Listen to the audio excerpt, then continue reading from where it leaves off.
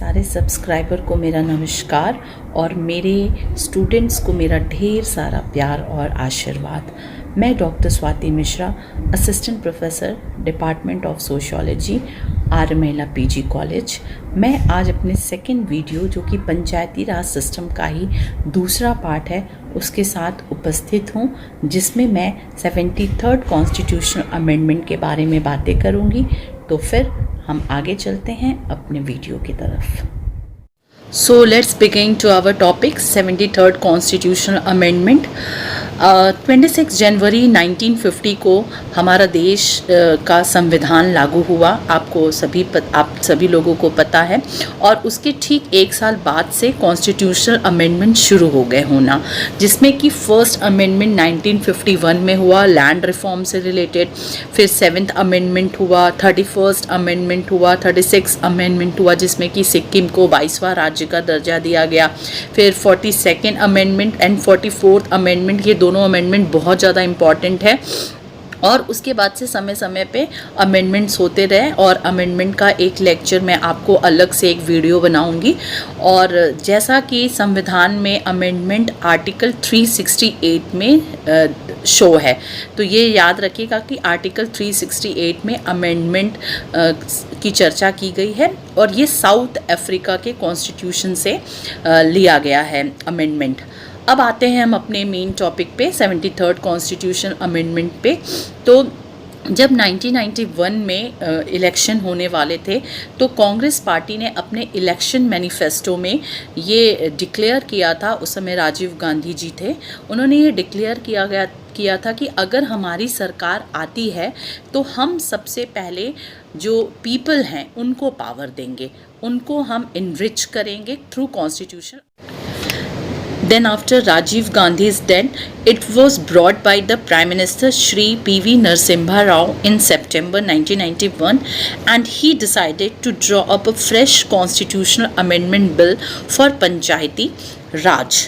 The Constitution Bill 1991, which was 72nd Amendment, introduced on 6 September 1991, and then referred to joint committee which was headed by Ram Nivas Mirtha, and this joint committee which was almost 30 members constituted, and this joint committee submitted its report on July 1992 after lots of debates by the various political parties। तो हमें ये एक history जानना ज़रूरी है, which is very much important, that how 72nd constitutional amendment becomes 73rd constitutional. Yes, after lots of discussions by the various political parties, that amendment bill was passed by Lok Sabha on 23rd December 1992 and by Rajya Sabha on 24th December 1992. Don't forget the dates, okay? उसके बाद से क्या होता है कि राज्यसभा और लोकसभा में पास होने के बाद से फिर जो वेरियस स्टेट्स हैं थे उस टाइम पे और यूनियन टेरिटरीज़ थी, उनके पास ये पुष्टि के लिए, रेटिफाई होने के लिए ये बिल जाता है। और उसमें जो केरला एक स्टेट है, Kerala was the first to ratify that bill on 16 Feb 1993, okay, from 1991 to 1993। उसमें जो केरला ऐसा स्टेट है जिसने सबसे पहले 16 फरवरी 1993 को इसको पुष्टि करके भेज दिया। पुष्टि means ratify, another synonyms is confirm और एंडोर्स। उसके बाद से उस टाइम पे जो और स्टेट थे जिसमें हिमाचल प्रदेश, मध्य प्रदेश, जम्मू कश्मीर एंड राजस्थान एंड उत्तर प्रदेश, ये ऐसे स्टेट्स थे जिसने इसको कंफर्म करके इस बिल को नहीं भेजा, because there was president rule that time. उस टाइम पे वहाँ पर प्रेसिडेंट रूल लगा हुआ था, इस वजह से ये स्टेट्स नहीं भेज पाए। तमिलनाडु और वेस्ट बंगाल ये दोनों ने भेजा ही नहीं इसे कंफर्म करके। तो ऑलमोस्ट 17 स्टेट्स ने इस बिल को प्रेसिडेंट के पास सबमिट किया और प्रेसिडेंट ऑफ इंडिया ने 20 अप्रैल 1993 को इस अमेंडमेंट बिल पे फाइनली मोहर लगा दी और ये एक बिल से एक्ट बन गया। मतलब 73rd कॉन्स्टिट्यूशनल अमेंडमेंट एक्ट 1992 और ये 24 अप्रैल 1993 से पूरे देश में लागू कर दिया गया। और 73rd constitutional amendment act 1992 was came into effect from 24th April 1993. So we are already discussed that what was the history behind this 73rd constitutional amendment. Now we are moving towards the silent features of the 73rd constitutional amendment, that what are the different points that was raised by that committee and amended by that 73rd constitutional amendment. So the first point is panchayat will be institution of self government.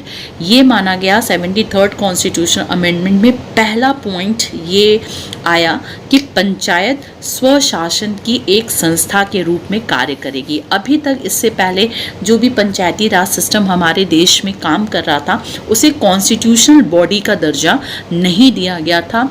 इस 73rd constitutional amendment से इस पंचायती राज व्यवस्था को एक constitutional body का दर्जा दिया गया। तो आपको ये सबसे पहले जानना ज़रूरी है। दूसरा पॉइंट ये आया कि there will be gram panchayat for each village और group of villages comprising all the adult members registered as voters in the panchayat areas. प्रत्येक गांव या समूह के लिए एक ग्राम सभा होगी। ग्राम में मतदाता के रूप में पंजीकृत सभी वयस्क सदस्य शामिल होंगे। आपने पिछले लेक्चर में देखा कि पंचायती राज सिस्टम के 3 लेवल होते हैं, ग्राम पंचायत, ब्लॉक लेवल और डिस्ट्रिक्ट लेवल। तो तीनों ही लेवल में ये 3 टियर सिस्टम है। तो उसमें सिस्टम है जिसमें कि सबसे निचला जो लेवल है वो ग्राम सभा का है। तो ग्राम सभा की बात हो रही है कि हर गांव में एक ग्राम सभा होगी और हर गांव का जो उसमें पंजीकृत मतदाता होगा और वयस्क जो होगा, आप जानते हैं कि 18 इयर्स अबव वोट देने का राइट मिला हुआ है हमें। तो जो 18 इयर्स अबव होगा और पंजीकृत होगा उसे ही उस ग्राम पंचायत का जब इलेक्शन होगा तो उसे वोट देने का अधिकार होगा। तो सबसे निचला लेवल ग्राम पंचायत, उसमें गांव के सभी व्यक्ति को जो 18 उम्र के ऊपर हो चुके हैं वोट देने का अधिकार मिला हुआ है। Now moving from third point, there shall be a 3-tier system of panchayat at village, intermediate block, taluk, and the third one is district level. Smaller states with populations below 20 lakhs will have the option not to have an intermediate level panchayats. गांव में पंचायतों की त्रिस्तरीय व्यवस्था होगी, मध्यवर्ती block, taluk और जिला स्तर, जिसमें एक गांव स्तर भी है। और एक क्लॉज ये दिया गया कि एक ऐसे छोटे स्टेट्स जहां पर 20 लाख से कम जनसंख्या है वहां पर इंटरमीडिएट लेवल होना बहुत आवश्यक नहीं है। वहां पर सिर्फ एक जो आपका ग्राम पंचायत है और डिस्ट्रिक्ट पंचायत, ये 2 ही होगा। इंटरमीडिएट जो जिसको हम ताल्लुक या ब्लॉक पंचायत कहते हैं उनके होने की अनिवार्यता नहीं। Fourth point, seats in panchayats at all the 3 levels shall be filled by direct election. In addition, chairpersons of the village panchayats can be made members of the panchayat at intermediate level, and chairpersons of panchayats at intermediate level can be members of panchayat at the district level. प्रत्यक्ष चुनाव द्वारा तीनों स्तरों पर पंचायतों में सीटें भरी जाएंगी। इसके अलावा ग्राम पंचायतों के अध्यक्ष मध्यवर्ती स्तर पर पंचायतों के सदस्य बनाए जा सकते हैं और मध्यवर्ती स्तर पर पंचायतों के अध्यक्ष जिला स्तर पर पंचायत के सदस्य बनाए जा सकते हैं। आपको इसे एक और तरीके से समझाती हूँ। जैसे 3 टियर सिस्टम है ये, तो उसमें से सबसे ऊपर जो है वो डिस्ट्रिक्ट लेवल है, उसके बाद से इंटरमीडिएट या ब्लॉक या ताल्लुक लेवल है और सबसे निचला स्तर ग्राम पंचायत है। तो जो ग्राम पंचायत का आप समझे इससे पहले वाले पॉइंट में कि इलेक्शन कैसे होता है, तो जो गांव के सदस्य होते हैं जो 18 साल के ऊपर के हो चुके होते हैं वो वहाँ पर वोट देते हैं और इस तरह से अपने अध्यक्ष का चुनाव करते हैं। ग्राम सभा का जो अध्यक्ष होता है वो ब्लॉक लेवल में मेंबर्स हो सकता है और जो ब्लॉक लेवल का अध्यक्ष होता है वो डिस्ट्रिक्ट लेवल के पंचायत में मेंबर होता है।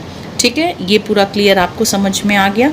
Now moving to next point, members of parliament, MLAs and MLCs could also be members of panchayats at the intermediate or the district level. संसद के सदस्य, MLAs, member of legislative assemblies and MLCs, members of legislative councils भी मध्यवर्ती या जिला स्तर पर पंचायतों के सदस्य हो सकते हैं। 6 पॉइंट है, in all the panchayats, seats will be reserved for the SCs and STs in proportion to their population. Offices of the chairpersons of the panchayats at all levels shall be reserved in favor of SCs and STs in proportion to their population in the state. सभी पंचायतों में अनुसूचित जाति एवं जनजाति के लिए seat उनके जनसंख्या के अनुपात में आरक्षित होगी। सभी स्तरों के पंचायतों में चेयरपर्सन्स के 1/3 कार्यालय अनुसूचित जाति एवं अनुसूचित जनजाति के उनकी जनसंख्या के अनुपात में आरक्षित होगी। Next point, 1/3 of the total number of seats will be reserved for women. 1/3 offices of chairpersons of panchayats at all level shall also be reserved for women. कुल सीटों में 1/3 सीटें महिलाओं के लिए आरक्षित होंगी। सभी स्तरों के पंचायतों में चेयरपर्सन के 1/3 कार्यालय महिलाओं के लिए आरक्षित किया जाएगा। यह इसका मुख्य विषय है। Next point 8, every panchayat shall have a uniform 5 years term and election to constitute new bodies shall be completed before the expiry of the term. In the event of dissolution, election will be compulsory held within 6 months. प्रत्येक पंचायत में एक समान 5 साल का कार्यकाल होगा तथा नए निकायों का गठन पूर्व काल के समाप्ति के पहले होगा। Next point 9th, it will not be possible to dissolve the existing panchayats by amending any act before the expiry of its duration. अवधि समाप्त होने से पहले ही मौजूदा पंचायतों को भंग करना संभव नहीं है। आप इस पॉइंट पे विशेष ध्यान दीजिएगा कि पंचायत का जो टेन्योर है वो 5 इयर्स है। इन केस उससे पहले अगर पंचायत भंग होती है तो हमें विदिन 6 मंथ दोबारा से इलेक्शन कराना होगा और अगर पंचायत चल रही है तो उसको डिसॉल्व करके नया इलेक्शन कराना ये पॉसिबल नहीं है। Next point, the panchayats will receive adequate funds for carrying out their functions. Grants from state government will constitute an important source of funding, but state governments are also expected to assign the revenue of certain taxes to the panchayats. पंचायतों के कार्यों के लिए उन्हें पर्याप्त धन प्राप्त होगा। अनुदान राज्य सरकार से प्राप्त होगा, परंतु राज्य सरकार कुछ करों की वसूली हेतु पंचायतों को भी अधिकार प्रदान कर सकती है। तो लास्ट पॉइंट हमारा फाइनेंशियल मैटर से है कि पंचायतों को फंड कौन देगा, अनुदान कौन देगा, तो वो स्टेट गवर्नमेंट ही देगी। स्टेट गवर्नमेंट की रिस्पॉन्सिबिलिटी है कि पंचायतों के फंक्शनिंग के लिए उन्हें ग्रांट प्रोवाइड्स करे। और एक और भी बनाया गया है पार्ट जिसमें कि राज्य सरकार चाहे तो पंचायतों को कुछ करों की वसूली के लिए उनको अधिकार प्रदान कर सकती है। तो ऐसे और भी बहुत सारे कुछ और पॉइंट्स हैं, पर मैंने आप लोग को मेन 10 पॉइंट्स फोकस किया है, जिसमें कि 73rd कॉन्स्टिट्यूशनल अमेंडमेंट के बारे में सारे पॉइंट्स डिस्कस किए हैं। और ये क्वेश्चंस बेटा एग्ज़ाम में बहुत ज़्यादा आता है, सीधे सीधे आ जाता है 73rd कॉन्स्टिट्यूशनल अमेंडमेंट के बारे में लिखिए। तो आपको थोड़ी बहुत उसकी हिस्ट्री बताते हुए, जो मैंने शुरू में बताया, उसके बाद से आपको पता होना चाहिए कि किस तरह से 73rd कॉन्स्टिट्यूशनल अमेंडमेंट आया। और उसके बाद से आपको ये सारे पॉइंट्स को डिस्कस करना होगा।